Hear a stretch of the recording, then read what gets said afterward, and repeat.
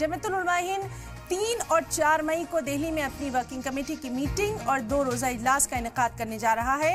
इजलास की सदारत मौलाना सैयद अरशद मदनी करेंगे, जो कि तंजीम के सदर हैं। इस मीटिंग में पहलगाम दहशतगर्दाना हमले के खिलाफ तजवीज़ पेश की जाएगी। साथ ही वक्फ कानून में तरमीम, मुल्क में बढ़ती नफरत और आइन के तहफ़्फ़ुज़ात जैसे अहम मुद्दे एजेंडे में शामिल हैं।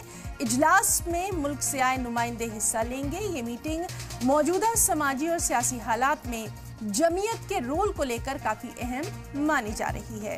तो 3 और 4 मई को जमीयत की अहम मीटिंग, पहलगाम हमले और वक्फ कानून को एजेंडे में शामिल किया जाएगा। मौलाना अरशद मदनी की सदारत में इसका इनेकाद किया जाएगा।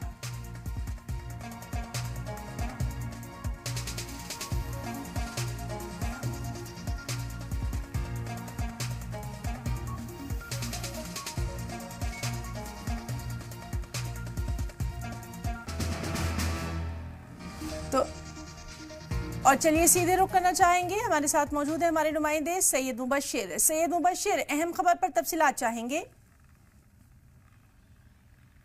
बिल्कुल हिना, देखिए जिस तरीके से पहलगाम में हमला हुआ उस चीज़ को लेके, वक्फ बिल को लेकर 3 तारीख और 4 तारीख को यानी 3 मई और 4 मई को जमीयतुल उलमा हिंद अरशद मदनी की तरफ से एक पूरा इजलास का तैयार किया गया। उसकी जो तफसीलात है वो इस तरीके से कि इस जो पहलगाम में जो हमला हुआ उसके विरोध में एक कोर कमेटी होगी, एक वर्किंग कमेटी की बैठक होगी, उसके बाद जमीयत वर्किंग कमेटी की बैठक 2 दिवसीय प्रतिनिधि सम्मेलन भी होगा।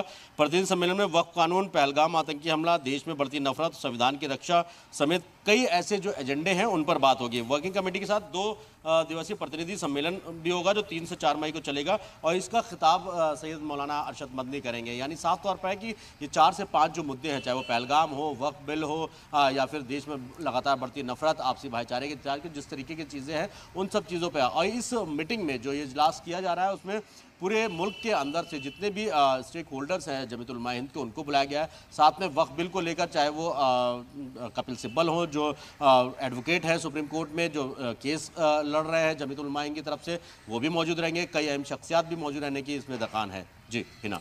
बिल्कुल सैयद मुबशिर, जिस तरह से लगातार हम देख रहे हैं कि पहलगाम आतंकी हमले को लेकर लगातार हर जानिब से मजम्मत की जा रही है, बाकायदा 3 और 4 मई को सभी की नजरें रहेंगी कि किस तरह से इस हमले को लेकर क्या कुछ पैगामात यहां पर सामने आते हैं, क्योंकि बड़ा मंच है ये।